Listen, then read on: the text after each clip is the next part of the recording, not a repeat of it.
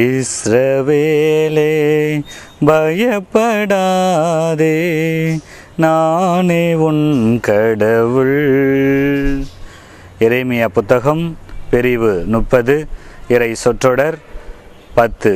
இயேசு கிறிஸ்துவில் எனக்கு மிகவும் பிரியமானவர்களே, உலகம் தோன்றியது முதல் இன்று வரை பிறந்த சிறுவர்கள் முதல் இறக்கின்ற முதியோர்கள் வரை ஏதாவது ஒரு காரியத்திற்காக பயந்து கொண்டேதான் இருக்கின்றார்கள். இதை நாம் விவிலியத்திலே பார்த்தோம் என்றால் தொடக்க புத்தகத்திலிருந்து இறுதி வரை மனிதர்கள் இறைவனை பார்த்தும் அந்நிய தெய்வங்களை பார்த்தும் மற்ற மனிதர்களை பார்த்தும் வாழ்க்கையிலே சாதாரணமாக நடக்கின்ற நிகழ்ச்சிகளை பார்த்தும் பயந்து கொண்டேதான் இருக்கின்றார்கள். எனவே தான் இறைவன் அன்று தன்னால் தேர்ந்து கொள்ளப்பட்ட அந்த இஸ்ராயல் மக்களை பார்த்து, இஸ்ரவேலே பயப்படாதே, நானே உன் கடவுள், நானே உனக்கு அடைக்கலமாகவும் அரணாகவும் கேடயமாகவும் இருப்பேன் என்று அவ்வப்போது அவர்களுக்கு தைரியம் ஊட்டுகின்றார். பிரியமானவர்களே, நாம் விவிலியத்தை பார்த்தோம் என்றால் ஏறக்குறைய 365 முறை அஞ்ச வேண்டாம், தைரியமாக இருங்கள் என்று சொல்லுகின்றார். இதைத்தான் நாம் ஆங்கிலத்தில் வாசிக்கின்றோம், do not be afraid, I am with you என்று ஆண்டவர் அடிக்கடி சொல்லுகின்றார்.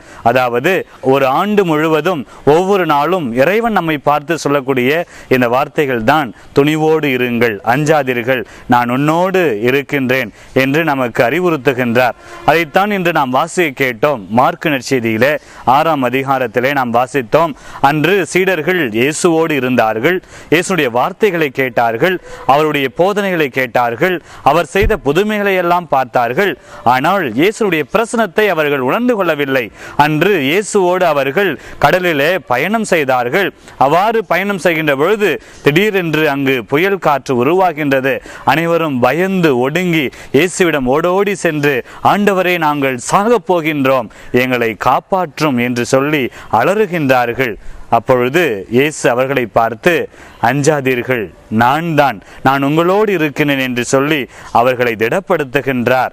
பிரியமானவர்களே, இந்த நிகழ்ச்சியை நாம் பார்த்தோம் என்றால் இயேசு கிறிஸ்துனுடைய பிரசனத்தை, அவருடைய வார்த்தைகளை நம்பாமல் அவர் தங்களோடு இருக்கின்றார் என்று உணர்ந்து கொள்ளாமல் அந்த சீடர்கள் வாழ்ந்தபோது அவர்கள் பயந்தார்கள். அதே போலத்தான் நாமும் நம்முடைய வாழ்க்கையில இறைவன் என்னோடு இருக்கின்றார் என்று நாம் உணராமல் அவ்வப்போது நாம் பயப்படுகின்றோம். எனவே தான் நம்மை பயமானது ஆட்டி படைக்கின்றது, வாட்டி வதைக்கின்றது.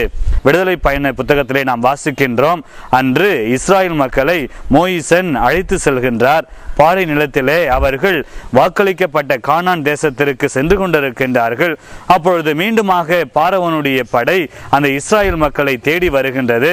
அப்பொழுது அங்கே மோயிசன் கலங்குகின்றார். அந்த இஸ்ராயல் கூட்டமே அஞ்சி கலங்கி அங்கே ஆண்டவரிடம் முறையிடுகின்றது. அப்பொழுது ஆண்டவர் மோயிசன் வழியாக அங்கே சொல்லுகின்றார், மோயிசனே, கலங்காதே, இதோ நீ நின்ற இடத்திலிருந்து நீ அதிசயத்தை பார்ப்பாய், அற்புதங்களை பார்ப்பாய், நீ அஞ்சாதே, துணிவோடு இரு என்று அந்த மோயிசனை அங்கே திடப்படுத்துகின்றார். அது மட்டுமல்ல பிரியமானவர்களே, மோயிசன் இறந்த பிற்பாடு மோயிசனுடைய பணியை யோசுவாவுக்கு அங்கே கொடுக்கப்படுகின்றது.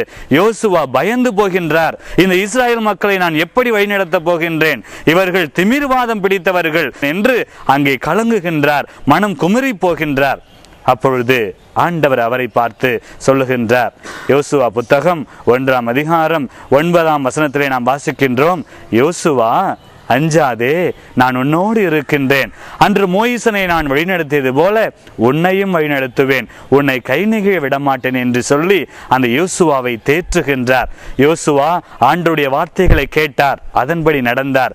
வாக்களிக்கப்பட்ட கானான் தேசத்தை அவர் அடைந்தார், மகிழ்ச்சியோடு இருந்தார். பிரியமானவர்களே, இதைத்தான் அன்னை மரியாளுடைய வாழ்க்கையிலே நாம் பார்க்கின்றோம்.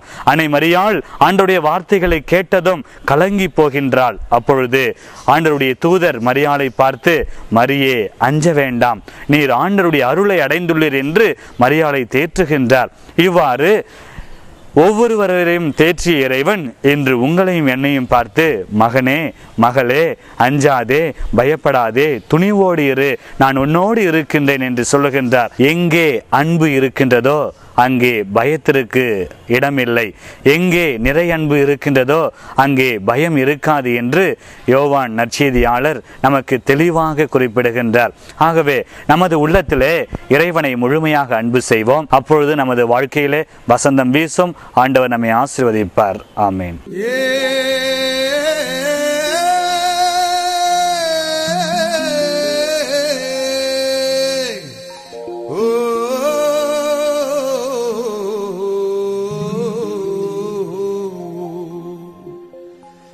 ஏழமக்க குரல கேட்டு இறங்கி வந்த சாமி, நீ எங்க சாமி, நீ எங்க சாமி, எப்பவுமே எங்க கூட இருந்திடணும் சாமி.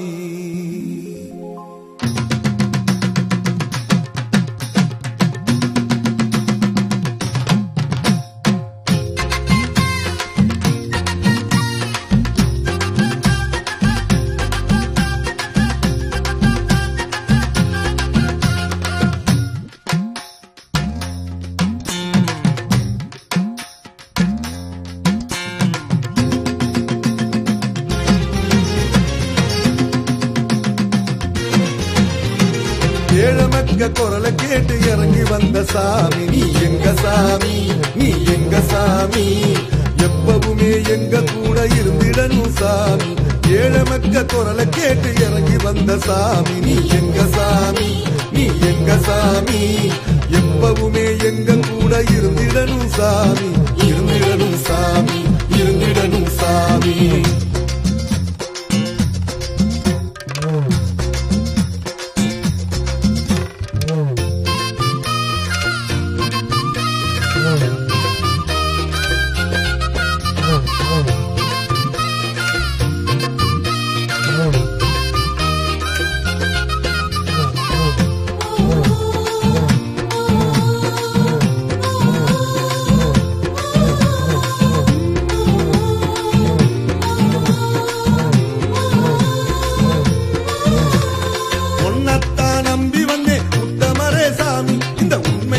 போராட உறுதிதா சாமி, ஒன்னத்தான் நம்பி வந்தே உத்தமரே சாமி, இந்த உண்மைக்காக போராட உறுதிதா சாமி.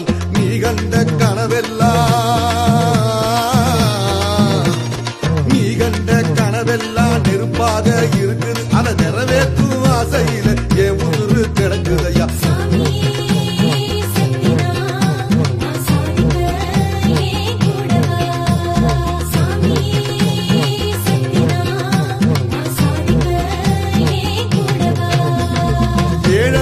குரலை கேட்டு இறங்கி வந்த சாமி, நீ எங்க சாமி, நீ எங்க சாமி, எப்பவுமே எங்க கூட இருந்திடணும் சாமி.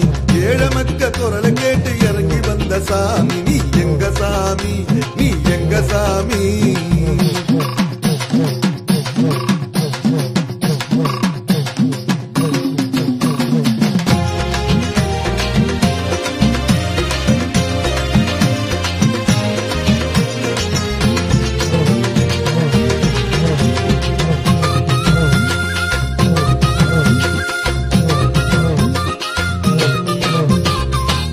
போட்டு சோறு திங்க பஞ்சமெல்லாம் தீந்திடணும், பாசம் கொண்ட மக்கசனம் பந்தியிலே சேர்ந்திடணும். பங்கு போட்டு சோறு திங்க பஞ்சமெல்லாம் தீந்திடணும், பாசம் கொண்ட மக்கசனம் பந்தியிலே சேர்ந்திடணும். நீ போன வீதியிலே, நீ போன வீதியிலே நித்த நித்தம் நடந்திடணும், நிலையான ஓ ஆட்சி நீங்காம நிலைச்சிடணும்.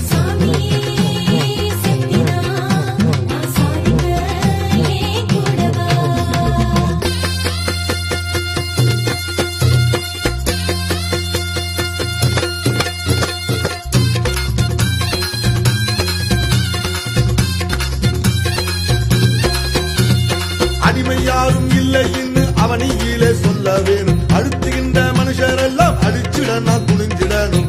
மனிதன் தான் புனிதன் முன்னு மனதுக்குள்ளே ஏற்றி வச்சு, மனிதன் தான் புனிதன் முன்னு மனதுக்குள்ளே ஏற்றி வச்சு, மங்காது எரியும் முன்னு மலவோர காத்திருக்கேன். நடக்கு முன்னு